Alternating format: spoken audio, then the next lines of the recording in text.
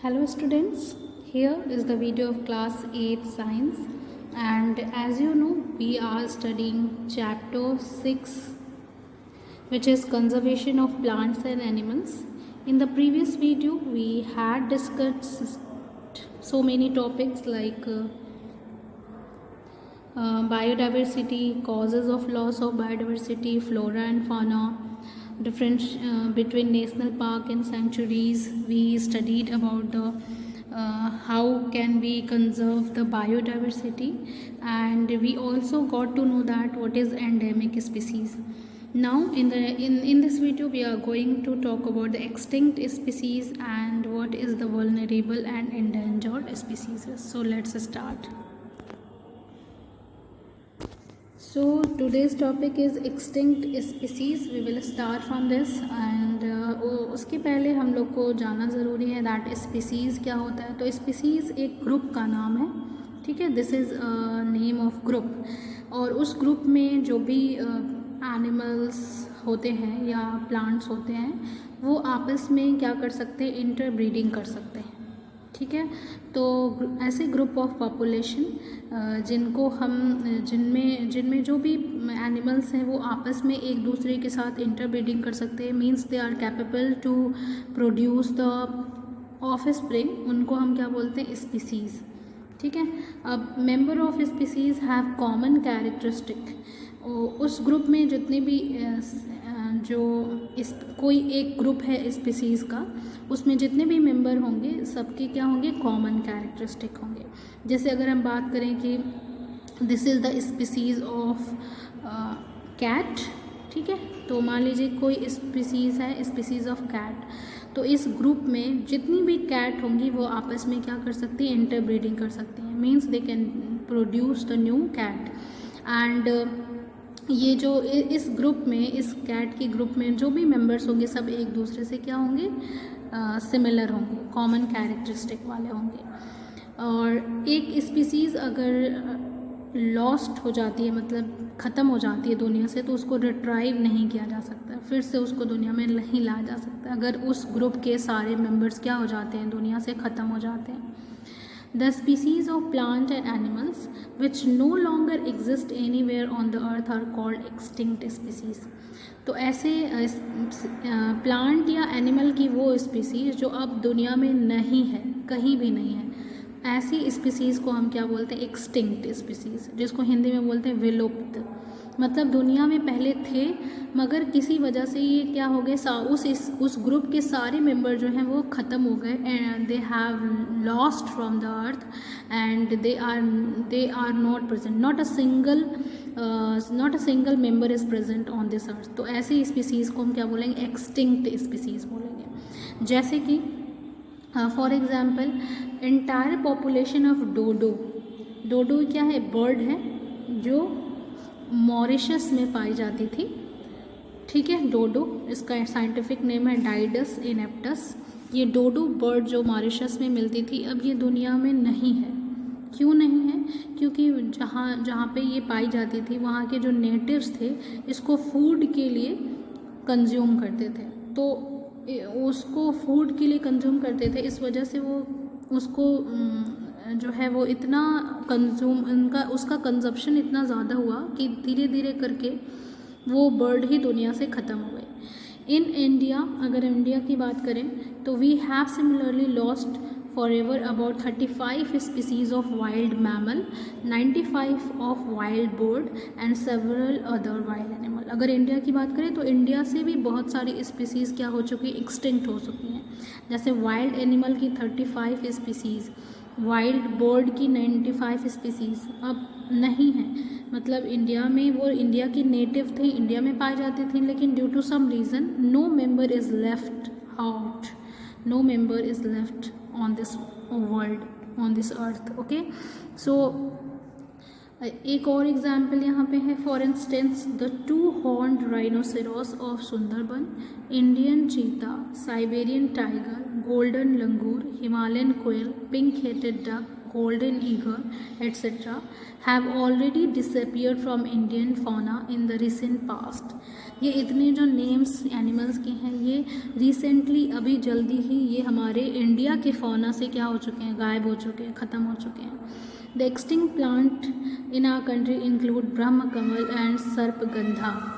अगर हम extinct plant की बात करें तो यहाँ पे 2 एग्जाम्पल दिए हुए, ब्रह्म कमल एंड सर्पगंधा. ये प्लांट पहले पाए जाते थे इंडिया में, अब ये नहीं है. ठीक है, यहाँ पर आप देख सकते हैं these are the picture of some extinct species. Dodo bird है ये, this is the dodo bird. Saint Helena olive ये प्लांट है एंड दिस इज़ क्वागा, एक एनिमल है. Now we will talk about the red data book. Red data book एक ऐसी book है जिसमें इंफॉर्मेशन रिकॉर्ड की जाती है, रखी जाती है. कौन सी इंफॉर्मेशन रखी जाती है? Threatened species of plants and animals all over the world. ये एक ऐसी बुक है जिसमें हम सारा रिकॉर्ड रखते हैं ऐसी स्पीसीज़ के बारे में जो थ्रेटेंड है, मतलब जिनके ऊपर खतरा है, चाहे वो प्लांट्स हो या एनिमल्स हो, जिनके ऊपर एक्सटिंक्ट होने का खतरा मंडरा रहा है. ऐसे प्लांट्स और एनिमल्स का सारा रिकॉर्ड, उसकी सारी इन्फॉर्मेशन हम इस बुक में रखते हैं जिसको बोलते हैं red data book. Red data book का कॉन्सेप्ट जो है वो दिया गया था by IUCN, international union of conservation of nature and natural resource, जिनको अब हम WCO कहते हैं. तो इसमें क्या है कि the number of animal in this book is over 3000 while the number of plant is higher over 20,000. इसमें 3000 से भी ज़्यादा प्लांट एनिमल्स के बारे में और 20,000 से भी ज़्यादा प्लांट्स के बारे में रिकॉर्ड रखा हुआ है. The book contains a list of 497 mammal, 1037 bird, 343 fishes, 50 amphibians, 170 reptiles and 1355 invertebrates. India has maximum number of threatened species in this book. इसमें इतने सारे वर्ल्ड वाइड प्लांट्स और एनिमल्स का रिकॉर्ड है, और अगर हम देखें तो इसमें इंडिया की सबसे ज़्यादा स्पीसीज़ जो हैं वो थ्रेटेंड कैटेगरी में हैं. The number of threatened plant is 474 while that of animal is over 100. India also maintains red data book for plants and animals found in India. India खुद का भी रेड डेटा बुक मेंटेन करता है और उनके बारे में उसमें जो है वो इंडिया में पाए जाने वाले थ्रेटेड प्लांट और एनिमल स्पीसीज़ के बारे में उसमें इंफॉर्मेशन रखता है. Now let's talk about the threatened species. Threatened species वो स्पीसीज़ हैं जिनके नंबर्स जो हैं वो दुनिया में ग्रेटली रिड्यूस्ड हो चुके हैं, मतलब बहुत कम नंबर में वो बचे हुए हैं. क्यों बहुत कम नंबर में बचे हुए हैं? क्योंकि उनका जो नेचुरल हैबिटेट था वो डिस्टर्ब कर दिया गया है. एंड क्योंकि उनका जो नेचुरल हैबिटेट था, नेचुरल इन्वायरमेंट में जहाँ वो रहते थे, तो उसको डिस्टर्ब हो गया. तो जब हैबिटेट ही नहीं होगा, घर ही नहीं होगा, तो वो कैसे ऑर्गेनिज्म सर्वाइव करेंगे? तो दैट्स वाई उनके नंबर्स बहुत ही कम हो गए हैं. और ये पॉसिबिलिटी है कि रिसेंट डेज़ में, कुछ रिसेंट ईयर्स में वो दुनिया से ख़त्म भी हो सकते हैं अगर हमने कोई करेक्टिव मेज़र नहीं अपनाया, मतलब कि कोई हमने कदम नहीं उठाया उनको बचाने के लिए, उनके कंजर्वेशन के लिए. जैसे ये स्नो ऑर्चिड है, कॉल्चिसियम ऑटमनेल है, पिचर प्लांट है. These are the plants come into the category of threatened plant species. Threatened species are categorised into 3 categories on the basis of. फिर से देखिए, थ्रेटेंड स्पीसीज़ को रेड डेटा बुक में 3 category में सब divide किया गया है. कौन से बेसिस पे सब डिवाइड किया गया? प्रेजेंट एंड पास्ट डिस्ट्रीब्यूशन, पहले क्या डिस्ट्रीब्यूशन था, अभी क्या है. Decline in the number of the population in course of time, कैसे कितने स्पीड से इनके नंबर्स कम हो रहे हैं. इस बेसिस पे abundance and quality of natural habitat, इनका जो नेचुरल हैबिटेट है वो कहाँ है, कितना है, उसकी क्वालिटी क्या है. The biology and potential value of the species, और वो स्पीसीज़ के अंदर कितना पोटेंशियल है, कितना सर्वाइवल के लिए पोटेंशियल है. इस बेसिस पर हमने क्या किया, थ्रेटेंड स्पीसीज़ को 3 कैटेगरी में डिवाइड किया गया. ये कौन सी 3 कैटेगरी हैं? पहला है इंडैंजर्ड स्पीसीज़. ठीक है, इंडैंजर्ड स्पीसीज़ वो स्पीसीज़ हैं जिनके मेंबर्स के नंबर्स बहुत कम हैं. They are fewer in number and if the same factor continue these species would become soon. इनके नंबर्स बहुत कम हो गए हैं, बहुत ही कम हो गए हैं। अगर जो कंडीशन की वजह से इनके नंबर्स, इनके पॉपुलेशन कम हुई है, अगर ऐसा ही माहौल रहा, ऐसा ही एनवायरनमेंट रहा, तो इन द फ्यूचर डेज आगे आने वाले दिनों में इनके नंबर्स बिल्कुल भी ये क्या हो जाएंगे, एक्सटिंक्ट हो जाएंगे, ख़त्म हो जाएंगे, क्योंकि पहले से ही नंबर कम है और अगर उनको प्रोटेक्ट नहीं किया गया तो they will be extinct from the world. जैसे Indian rhinoceros, Asiatic lion, Asiatic wild ass, crocodile, blue whale, green Indian bustard, lion tailed macaque etcetera, these are the endangered species. You can see in the picture of these animal, ये Indian rhinoceros है, ये Asiatic lion है, ये Asiatic wild ass है। Second category है vulnerable species की। Vulnerable species वो species है जो इंडेंजर्ड कैटेगरी में एंटर कर सकती है अगर जो डिस्टर्बिंग फैक्टर है, एलिमेंट है, अगर वो कंटिन्यू रहता है, और इनके जो पॉपुलेशन है वो सीरियसली मतलब कि बहुत गंभीर रूप से धीरे धीरे कम हो रहे हैं। एंड जैसे for example chinkara deer, black buck, golden langur, blue pheasant, ऐसी स्पीसीज़ जिनके नंबर बहुत जल्दी कम हो रहे हैं और ये संभावना है कि वो जल्दी ही इंडेंजर्ड की कैटेगरी में आ जाएंगे। ऐसे एनिमल को, स्पीसीज़ को हम लोग क्या बोलेंगे, वल्नरेबल। नेक्स्ट है रेयर स्पीसीज़। रेयर स्पीसीज़ वो स्पीसीज़ है जो बहुत ही दुनिया में बहुत ही स्मॉल स्पेस में, एरिया में स्कैटर्ड हैं, पाए जाते हैं, मतलब दुनिया में बहुत कम जगहों पर पाए जाते हैं। और इन फ्यूचर दीज स्पीसीज़ में enter into the category of vulnerable and endangered species. अगर इन पे भी ध्यान नहीं दिया गया, इनके हैबिटेट को प्रोटेक्ट नहीं किया गया, तो ये भी इन फ्यूचर में क्या हो सकते हैं, वल्नरेबल और फिर थ्रेटेंड स्पीसीज़ में एंटर कर सकते हैं अगर इनके नंबर कम होते जाएंगे। जैसे कि for example golden cat, monk, seal, wild buffalo, giant panda, cheetah, these are the rare species. बहुत कम है ये बहुत रेयरली आपको दिखाई देंगे और दुनिया में कहीं बहुत कम जगहों पर मिलेंगे, और इनके नंबर्स इतने कम नहीं हैं कि ये वल्नरेबल या इंडेंजर्ड में है, लेकिन ये रेयर हैं। ठीक है, यहाँ पर दिया हुआ है golden cat, this is monk, seal and this is wild buffalo. So these are the three subcategory of the threatened species. Okay, endangered, vulnerable and rare species. Now let's talk about the next topic of this chapter, that is called migration.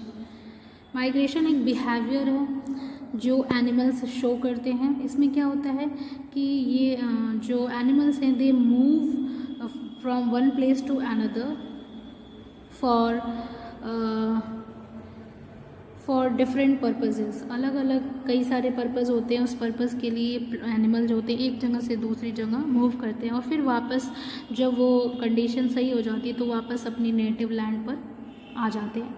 ठीक है, they migrate to find, अगर migration क्यों करते हैं, warmer weather के लिए। जैसे कोई जगह है जहाँ पर वो रहते हैं एनिमल और वहाँ बहुत ही ज़्यादा एक्सट्रीम कोल्ड कंडीशन है, तो उस एक्सट्रीम कोल्ड कंडीशन से बचने के लिए वो वार्मर वेदर कंडीशन वाली जगह पर चले जाएंगे, और जब उनके नेटिव लैंड की जब कंडीशन सही होगी तो वो फिर वापस अपने हैबिटेट में, अपने होम नेटिव लैंड पे वापस चले आएंगे। बेटर फूड प्रोविजंस, मान लीजिए जहाँ पे वो रहते हैं वहाँ पे खाना नहीं अवेलेबल है, फूड नहीं अवेलेबल है, तो that's why they also move, migrate in the search of food. A safe place to give birth to the young one, reproduction के लिए भी वो माइग्रेट करते हैं, मतलब कोई ऐसी सेफ प्लेस पे जाते हैं जहाँ पर वो अच्छे से सेफली रिप्रोडक्शन कर सकते हैं या अपने यंग वंस को प्रोड्यूस कर सकते हैं। And then when this the purpose completes, they come back to their native land. Okay, तो माइग्रेशन को आप डिफाइन कर सकते हैं regular periodic two way movement. Two way movement है मतलब कहीं जाएंगे और फिर वापस भी आ जाएंगे। Birds and some animal from their place of residence to some other place along well defined route, और उनके रूट वेल डिफाइन होते हैं, बहुत अच्छे से उनको पता होता है कि कौन से रास्ते उनको जाना है और वापस आना है। Birds migrate to places where climatic condition are suitable, they lay eggs and when the eggs hatch and the chicks are capable of flying they move back to their natural habitat where climatic condition have become suitable. ऐसा birds में बहुत ज़्यादा देखने को मिलता है migration वाला behaviour, migratory behaviour. Birds जो होती हैं वो सुटेबल प्लेस पर जाती हैं, एग लेइंग करती हैं। जब उनमें से चीक्स यानी कि बच्चे निकल आते हैं, उड़ने लगते हैं, तो फिर वो वापस अपने बच्चों को लेकर अपने नेटिव रेजिडेंस पर चली आती हैं।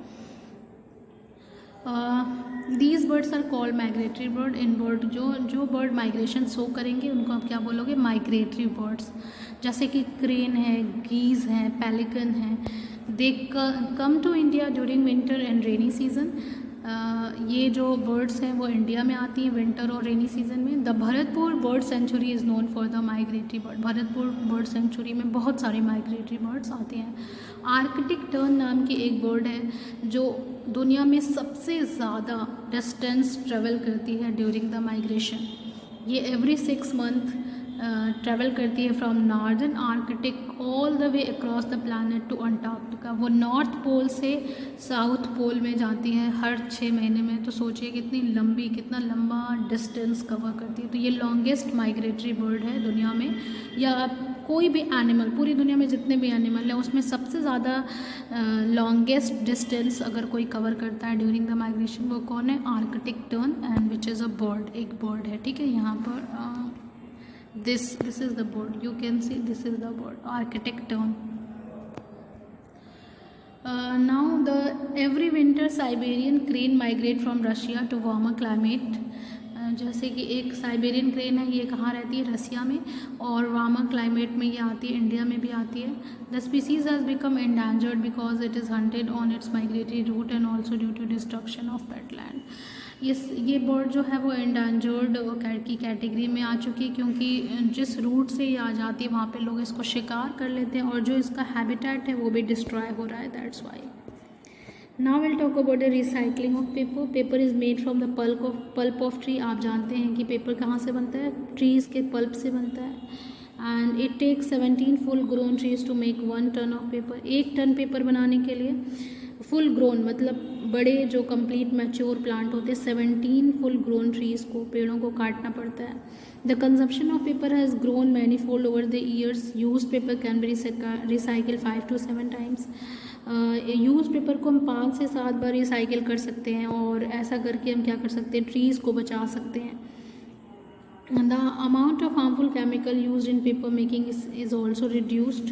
We should not waste paper. If each one of us save 1 or 2 sheet of paper every day, we can save many trees from destruction over a period of 1 year. क्योंकि पेड़ों से paper बनाए जाते हैं, तो अगर हम पेपर बचाते हैं तो हम पेड़ों को भी कंज्यूम करें, पेड़ों को भी बचाएंगे, कंजर्व करेंगे। और अगर आप जानते हैं अगर पेड़ बचे रहेंगे तो एनिमल्स का हैबिटेट बचा रहेगा। तो कोई भी एनिमल जो है वो अपने हैबिटेट में ही सर्वाइव कर पाता है। तो पेड़ों को बचाने से हैबिटेट सुरक्षित रहेगा, सेफ रहेगा, हैबिटेट रहेगा, तो एनिमल्स भी एक्सटिंक्ट नहीं होंगे। रीफॉरेस्टेशन की बात करते हैं। Let's talk about the reforestation. Reforestation होता है कि planting the trees in an area in which forest were destroyed. ठीक है, कहीं पर जंगल था, उसको काट लिया गया, तो वो जो ज़मीन है जहाँ पे पहले जंगल था, अगर फिर से वहाँ पे हम जंगल लगाते हैं, पेड़ उगाते हैं, तो उसको हम लोग बोलते हैं reforestation. The planted tree should be on the same species which were found in that forest. जो नए पौधे हम लगाएंगे वो वही वाले होने चाहिए जो पहले थे। Forest are the green wealth of country. We should retain our green wealth for future generation.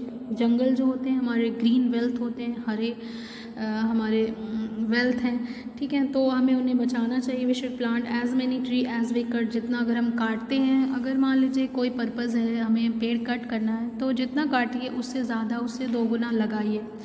Reforestation can take place naturally if deforested areas left undisturbed. Reforestation फिर से हो सकता है, नेचुरली भी हो सकता है, अगर डिफॉरेस्टेड एरिया को हम छोड़ दें, उसको यूज़ ना करें, उसको कंज्यूम ना करें। This is called natural reforestation. उसको नेचुरल रिफॉरेस्टेशन बोलते हैं। क्या फ़ायदा होगा रिफॉरेस्टेशन से? Advantages, it improves the quality of human life by soaking up pollution, क्योंकि आप जानते हैं पेड़ पौधे पोल्यूटेड एयर को एब्जॉर्ब कर लेते हैं और हमें फ्रेश एयर प्रोवाइड करते हैं। It leads to decrease in the level of global warming, जो ग्रीन हाउस गैसेस हैं उनको प्लांट्स जो हैं जिसमें से एक है कार्बन डाइऑक्साइड जो कि प्लांट्स एब्जॉर्ब कर लेता है। तो अगर प्लांट्स होंगे, फॉरेस्ट होंगे, तो कार्बन डाइऑक्साइड का जो परसेंटेज है वो बैलेंस रहेगा और उससे ग्लोबल वार्मिंग नहीं होगी। It produces a large quantity of raw material for industry such as paper, timber etcetera. अगर पेड़ होंगे, फॉरेस्ट होंगे तो हमें रॉ मटेरियल भी मिलेगा चीज़ों को बनाने के लिए, जैसे timber, paper etcetera. It prevents soil erosion and flood, it increases rainfall in an area. आप जानते हैं पेड़ों के जो जड़ें होती हैं वो सॉइल को बांध कर रखती है, तो इरोजन नहीं होता, तो ये भी फ़ायदा है। इरोजन नहीं होगा तो बाढ़ से भी हम बचे रहेंगे। और आप जानते हैं कि पेड़ पौधे जो होते हैं वो ट्रांसपिरेशन के थ्रू क्लाउड फॉर्मेशन में हेल्प करते हैं, तो एक indirectly they help in rainfall, तो वो रेनफॉल को भी किसी जगह पे बैलेंस करेंगे। In India, we have the Forest Conservation Act, which is aimed at preserving and conservation of natural forest and meeting the basic need of the people living in or near the forest. India में forest conservation act है जिसका M है, मोटो है कि हम natural forest को बचा कर रखें। So more rules must be made and it must be implemented strictly so that we can conserve our forest and our biodiversity. So that's all for this video and this is the end of this chapter. Thank you. Have a nice day.